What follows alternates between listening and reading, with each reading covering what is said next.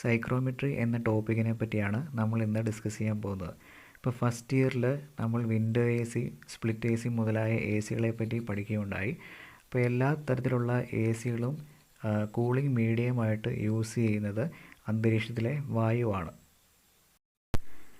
Psychrometry is a branch of science which mainly deals with the study of atmospheric moisture. ഇപ്പോൾ psychrometry എന്ന ആ പദത്തിൻ്റെ നിർവചനം ആണിത്. ഇപ്പോൾ സൈക്രോമെട്രി എന്നതുകൊണ്ട് ഉദ്ദേശിക്കുന്നത് അന്തരീക്ഷത്തിലെ ഈർപ്പമുള്ള വായുവിൻ്റെ പ്രത്യേകതകളെ പറ്റിയുള്ള പഠനമാണ് സൈക്രോമെട്രി എന്ന് പറയുന്നത്. Dry air is mixed with water vapour or humidity. അന്തരീക്ഷത്തിലെ നമ്മൾ ശ്വസിക്കുന്ന വായുവിൽ ഈർപ്പവും അടങ്ങിയിട്ടുണ്ടാവും. ഇപ്പോൾ ഹ്യൂമിഡിറ്റി എന്നതുകൊണ്ട് ഉദ്ദേശിക്കുന്നത് ഈർപ്പത്തിൻ്റെ അളവിനെയാണ്. It also include the study of the behaviour of dry air and water vapour mixer under various set of conditions. Psychrometry തന്നെ പല താപനിലകളിൽ അന്തരീക്ഷത്തിലെ ഈർപ്പമുള്ള ഈ വായുവിന് ഉണ്ടാകുന്ന മാറ്റങ്ങളെ പറ്റിയും സ്റ്റഡി ചെയ്യുന്നുണ്ട്. Air is A mixer of several gases. നമ്മൾ ശ്വസിക്കുന്ന ഈ വായുവിൽ യഥാർത്ഥത്തിൽ ഒരു ഗ്യാസല്ല, അത് പലതരം വാതകങ്ങളുടെ ഒരു മിശ്രിതമാണ്. വായുവിൽ ഏറ്റവും കൂടുതലായിട്ടുള്ള വാതകം എന്ന് പറയുന്നത് നൈട്രജൻ വാതകമാണ്. അതിനുശേഷം എമൗണ്ട് കൂടുതലുള്ള ഓക്സിജനാണ്. അതിനുശേഷം കാർബൺ ഡൈ ഓക്സൈഡ്, ഏറ്റവും കുറവുള്ളത് ഹൈഡ്രജനും, കൂടാതെ മറ്റു പല വാതകങ്ങളുമാണ്. എല്ലാ തരത്തിലുള്ള എയർ കണ്ടീഷൻ ഉപകരണങ്ങളിലും ഇവാപ്പറേറ്റർ എന്നൊരു ഭാഗമുണ്ട്. ഈ ഇവാപ്പറേറ്ററിൻ്റെ ടെമ്പറേച്ചർ, കൂടാതെ ഈ ഇവാപ്പറേറ്ററിൻ്റെ കോയിലുകളുടെ എണ്ണം, കൂടാതെ അതിലെ ഫിന്നുകളുടെ എണ്ണം മുതലായവയൊക്കെ ഡിസൈൻ ചെയ്യുന്നതിൽ ഈ സൈക്രോമെട്രി എന്ന ശാസ്ത്രശാഖയ്ക്ക് വലിയ പങ്കാണുള്ളത്. നമ്മൾ സാധാരണ HVAC എന്ന് കേട്ടിട്ടുണ്ട്. അപ്പോൾ HVAC എന്ന് പറയുന്നത് heat ventilation and air conditioning. ഇപ്പം heat ventilation and air conditioning എന്ന് പറയുന്നത് എയറിനെ ഒന്നുകിൽ ഹീറ്റ് ചെയ്യുകയോ അല്ലെങ്കിൽ കൂൾ ചെയ്യുകയോ ആകാം. ഇപ്പം നമ്മുടെ കേരളം എന്ന് പറയുന്നത് ഒരു ഉഷ്ണമേഖലാ പ്രദേശത്തുള്ള ഒരു സംസ്ഥാനമാണ്. അപ്പം നമ്മളുടെ ഇവിടെ സാധാരണ നമ്മൾ എയറിനെ കൂൾ ചെയ്യുകയാണ് ചെയ്യുന്നത്. പക്ഷേ ചില സ്ഥലങ്ങളിൽ മഞ്ഞ് മൂടിയ തണുപ്പുള്ള കാലാവസ്ഥ ഉണ്ടാകും. അപ്പോൾ അത്തരം സ്ഥലങ്ങളിൽ നമ്മൾ എയർ കൂൾ ചെയ്യാതെ എയറിനെ ഹീറ്റ് ചെയ്യുകയാണ് ചെയ്യുന്നത്. അപ്പോൾ ആ പ്രോസസ്സൊക്കെ നമ്മൾ നിശ്ചയിക്കുന്നത് ഈ സൈക്രോമെട്രിയുടെ സഹായം കൊണ്ടാണ്. ചിത്രത്തിൽ കാണിച്ചിരിക്കുന്ന ഗ്രാഫിനെയാണ് സൈക്രോമെട്രിക് ചാർട്ട് എന്ന് പറയുന്നത്.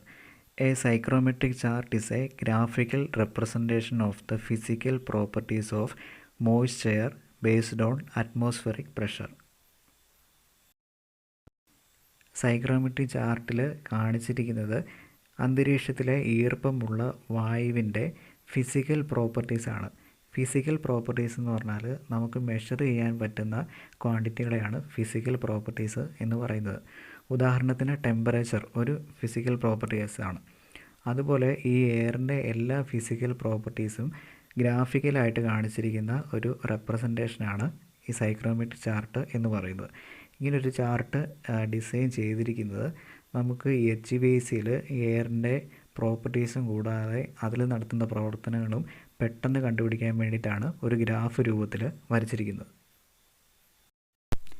It plays a very important role in air conditioning calculation. ഇവിടെ എയർ കണ്ടീഷനിങ് കാൽക്കുലേഷൻ എന്ന് പറയുന്നത് ഹീറ്റ് ലോഡ് കാൽക്കുലേഷനെയാണ്. അപ്പോൾ യഥാർത്ഥത്തിൽ നമ്മൾ ശരിക്കും ഒരു റൂമിൽ ഒരു AC ഇൻസ്റ്റാൾ ചെയ്യുന്നതിന് മുമ്പായിട്ട് ആ റൂമിൽ എന്തുമാത്രം ഹീറ്റ് ലോഡ്, അതായത് എന്തേരം ഹീറ്റാണ് നമ്മൾ പുറത്തോട്ട് കളയേണ്ടത് എന്ന് കണ്ടുപിടിക്കാനുള്ള കാൽക്കുലേഷനെയാണ് നമ്മൾ ഹീറ്റ് ലോഡ് കാൽക്കുലേഷൻ എന്ന് പറയുന്നത്. ഈ ഹീറ്റ് ലോഡ് കാൽക്കുലേഷനിൽ നമുക്ക് ഏറ്റവും കൂടുതൽ പ്രയോജനപ്പെടുന്ന ഒന്നാണ് സൈക്രോമെട്രി ചാർട്ട് എന്ന് പറയുന്നത്. സൈക്രോമെട്രി ചാർട്ട് വരച്ചിരിക്കുന്നത് അന്തരീക്ഷത്തിലെ പ്രഷർ കോൺസ്റ്റൻ്റ് ആക്കി വെച്ചുകൊണ്ടാണ്. കാരണം എയർ കണ്ടീഷൻ ചെയ്ത എല്ലാ സ്പേസുകളിലും അവിടുത്തെ എയറിൻ്റെ പ്രഷർ എന്ന് പറയുന്നത് ഏകദേശം സെയിം ആയിരിക്കും. അപ്പോൾ അതുകൊണ്ടാണ് കോൺസ്റ്റൻറ്റ് അറ്റ്മോസ്ഫിയറിക് പ്രഷറിലാണ് ഈ ഗ്രാഫ് വരച്ചിരിക്കുന്നത് എന്ന് പറയുന്നത്. നേരത്തെ ഹീറ്റ് ലോഡ് കാൽക്കുലേഷനെ പറ്റി പറഞ്ഞു. നമ്മുടെ സാധാരണ AC ടെക്നീഷ്യന്മാർ ഒരു സ്പ്ലിറ്റ് ACയോ അതല്ലെങ്കിൽ ഒരു വിൻഡോ ACയോ ഇൻസ്റ്റാൾ ചെയ്യുന്നതിന് മുമ്പായിട്ട് ആ മുറിയുടെ ഡയമെൻഷൻ അളന്ന് ഒരു റഫായിട്ടുള്ള കാൽക്കുലേഷൻ വഴിയാണ് ആ മുറിയിലേക്ക് എത്ര ടണ്ണിൻ്റെ AC വേണം എന്ന് ഫിക്സ് ചെയ്യുന്നത്. സാധാരണയായിട്ട് 10 അടി നീളം, വീതി, ഉയരം ഉള്ള ഒരു മുറിയിലേക്ക് 1 ടണ്ണിൻ്റെ AC എന്ന രീതിയിലാണ് ഈ റഫ് കാൽക്കുലേഷൻ നമ്മൾ കാൽക്കുലേറ്റ് ചെയ്യുന്നത്. പക്ഷേ ടണ്ണേജ് കൂടിയ വലിയ സെൻട്രൽ AC പോലുള്ള സിസ്റ്റംസ് നമ്മൾ ഡിസൈൻ ചെയ്യുന്ന സമയത്താണ് ഹീറ്റ് ലോഡ് കാൽക്കുലേഷൻ വളരെ കൃത്യമായിട്ട് നമ്മൾ ചെയ്യുന്നത്. അങ്ങനെയുള്ള ആവശ്യങ്ങൾക്കാണ് നമ്മൾ സൈക്രോമെട്രിക് ചാർട്ട് കൂടുതലായിട്ട് ഉപയോഗിക്കുന്നത്. സൈക്രോമെട്രിക് ചാർട്ടിന് ഒരു ഷൂവിൻ്റെ ഷേപ്പാണുള്ളത്. അപ്പോൾ അതിൻ്റെ ഏറ്റവും താഴെയായിട്ട് ഡ്രൈ ബൾബ് ടെമ്പറേച്ചർ എന്ന് എഴുതിയിരിക്കുന്നത് കാണാം. ഇപ്പോൾ ഡ്രൈ ബൾബ് ടെമ്പറേച്ചറിനെ കുറിച്ച് നമ്മൾ അടുത്ത ക്ലാസ്സിൽ കൂടുതൽ വിശദമായിട്ട് പഠിക്കുന്നതായിരിക്കും. ഇപ്പോൾ എക്സ് ആക്സിസിൽ കൊടുത്തിരിക്കുന്നത് ഡ്രൈ ബൾബ് ടെമ്പറേച്ചർ. ഇപ്പോൾ എക്സ് ആക്സിസിനെ നമ്മൾ ഹൊറിസോണ്ടൽ ആക്സിസ് എന്നാണ് പറയുന്നത്. അപ്പോൾ ആ ബ്ലൂ കളറിലുള്ള ആ ലൈൻ ഒരു ഹൊറിസോണ്ടൽ ലൈനാണ്. അപ്പോൾ അത് എക്സ് ആക്സിസ് ആണ്. അപ്പോൾ അവിടെ രേഖപ്പെടുത്തിയിരിക്കുന്നത് ഡ്രൈ ബൾബ് ടെമ്പറേച്ചർ. കൂടാതെ അതിൻ്റെ വൈ ആക്സിസ് എന്ന് പറയുന്നത് ആ ഗ്രാഫിൻ്റെ ഏറ്റവും വലതേ സൈഡിൽ കുത്തനെ മുകളിലോട്ട് പോകുന്ന ലൈനായിരിക്കും. ആ ഭാഗത്തായിട്ട് ഹ്യൂമിഡിറ്റി റേഷ്യോ അതല്ലെങ്കിൽ സ്പെസിഫിക് ഹ്യൂമിഡിറ്റി എന്ന് രേഖപ്പെടുത്തിയിരിക്കുന്നതാണ്. അപ്പോൾ സൈക്രോമെട്രിക് ചാർട്ടിൻ്റെ വൈ ആക്സിസിൽ നമ്മൾ രേഖപ്പെടുത്താൻ ഉപയോഗിക്കുന്ന ആ മെഷർമെൻറ്റ് എന്ന് പറയുന്നത് ഹ്യൂമിഡിറ്റി റേഷ്യോ അതല്ലെങ്കിൽ സ്പെസിഫിക് ഹ്യൂമിഡിറ്റി ആയിരിക്കും. ചാർട്ടിൻ്റെ ഏറ്റവും മുകളിൽ നിന്ന് താഴെ ഭാഗത്തേക്കായി ഇടതുവശത്ത് ഒരു കർവ് വരച്ചിരിക്കുന്നത് കാണാം. അപ്പോൾ ഈ കർവിൽ രേഖപ്പെടുത്തിയിരിക്കുന്നത് വെറ്റ് ബൾബ് ടെമ്പറേച്ചർ എന്നാണ്. സൈക്രോമെട്രിക് ചാർട്ടിലെ ഏറ്റവും പ്രധാനപ്പെട്ട 2 ടെമ്പറേച്ചേഴ്സാണ് ഡ്രൈ ബൾബ് ടെമ്പറേച്ചറും വെറ്റ് ബൾബ് ടെമ്പറേച്ചറും. ഡ്രൈ ബൾബ് ടെമ്പറേച്ചറും വെറ്റ് ബൾബ് ടെമ്പറേച്ചറും നമുക്ക് ഒരു ഉപകരണത്തിൽ നിന്ന് ഒരേ സമയത്തിൽ നിന്ന് തന്നെ മെഷർ ചെയ്യാൻ പറ്റും. ഈ ഉപകരണത്തെയാണ് നമ്മൾ സൈക്രോമീറ്റർ എന്ന് പറയുന്നത്.